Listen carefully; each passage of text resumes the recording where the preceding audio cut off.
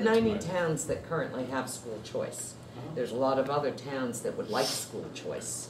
There's been a lot of discussion whether you should expand school choice, whether you should limit school choice, what should you do with school choice. My opinion is to retain as much choice as possible, possibly adding more choice. Number one, I applaud your inclusion and understanding that school choice is incredibly important to most folks in Vermont, particularly in small towns.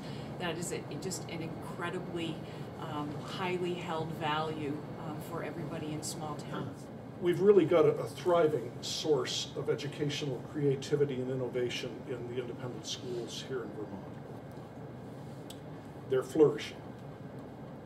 They are doing things somewhat differently than the public schools by and large, and they're being successful. So if we block or limit access to their success and their way of thinking as a consequence of school district consolidation and centralized thinking, I think that would be a very serious loss. Let you know that West Windsor is an anomaly in Vermont in that our district is increasing the number of kids that are coming to our school.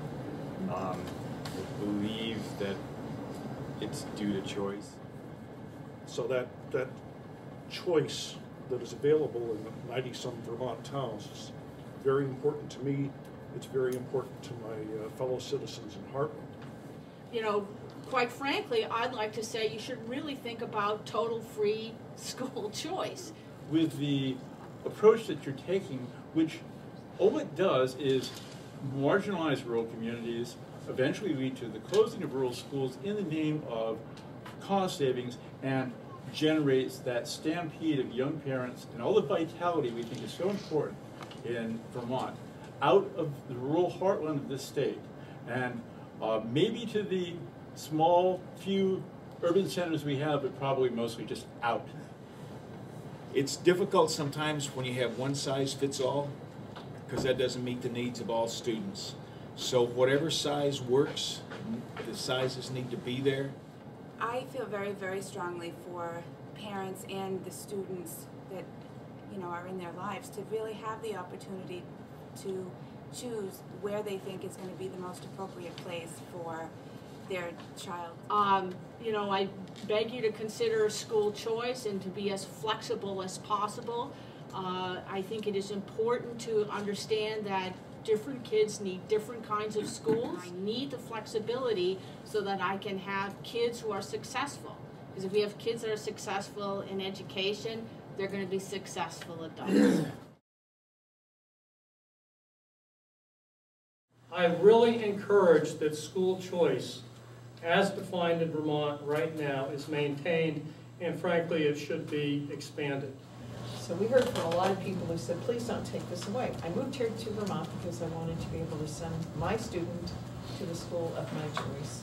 Parents know their kids very well. If we would expand school choice and allow parents to choose schools for their kids, and we will be much more successful in education, because we know from research when kids are happy, when parents are happy, kids do well, they stay in school, they're much less likely to drop out. I do want to encourage you to, whatever you do, is to keep school choice, you know, for those families, that they can make those decisions of what's best for their family. You're drawing students to the higher quality education for better educational outcomes for the kids. So the schools that don't succeed in that marketplace will fail and close, and you'll realize more savings. 3 out of my 5 schools and school boards and communities really do relish the notion of choice. Now, let's get down to local control. Let's have local control where they can say, you know, the parents can choose where they want their kids to go. I think there's a growing number of people who have moved to Vermont or have moved towns within Vermont because of school choice. I think if that is promoted actively, we're losing people, kids in the state of Vermont and families. We may be able to attract people to the state. Thank you. It seems to me like if we were to open up school choice, we could do away with a very difficult law, Act 60, Act 68. We could meet the requirements of equalizing opportunities for everybody. We just throw out Act 60, 68, which would save many of us here in this room a lot of money. And I think the only way you're going to get any kind of political will behind this thing is to say to the 90 towns or whatever it is that have school choice, is to still allow them to have school choice. So I think you should really look at, if you form unified school districts, I would have school choice pre-K through 12 in that body. Not outside that body? That's the first thing. Second thing would be for the towns that already have it, to have their support, I would still allow them to have that school choice. But I would have them have a designated school, or schools in my case, Richford and Enosburg. Yeah. And whatever the lowest tuition rate was, that's the most that town should have to pay for a kid to go to another school. Really encourage all of us, educators, representatives, senators, to go visit the different schools and learn the subtleties of what those schools are all about. And ask the question how South Burlington or Missisquoi or Burton or the Sharon Academy or SoRo meets the needs of their kids. We can take the benefits of independent schools, the positives that independent schools have and that public schools have, and grow something different.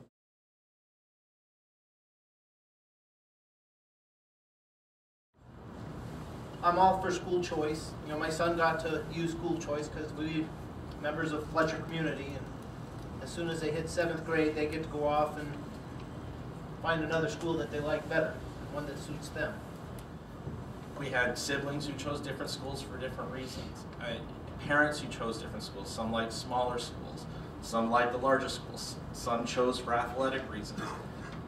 It was varied across the board as to why people chose. But it was really clear that in Georgia, everybody wanted choice. It's worked very well for us, and you know, financially, from an educational standpoint and from an opportunity standpoint, it's worked very well in that you can pick the school that best suits your child. But oddly enough, it seems to be working financially in the last few years because these schools are clamoring to get our kids. They've become a commodity, and we've seen tuition rates actually go down. So. Model. Some of these folks were able to pay out of pocket to have their children go to a private school where they excel. Some of these folks were not able to afford the cost of a private school and painfully struggled with their children. Because of this, I am a strong supporter of school choice.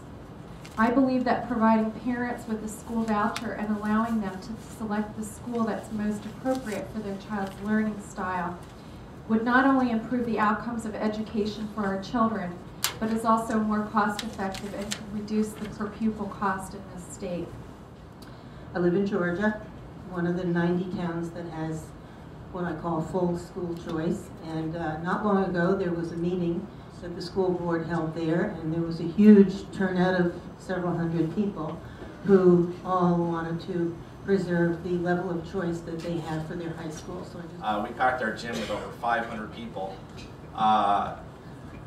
who pretty much, I think, most wanted my head for even discussing the topic of even looking at any sort of consolidation. The resounding voice of everybody there was they like choice. We had students standing up, we had parents standing up, all talking about choice. After seeing that, if you go this direction, you're in for a long battle, especially.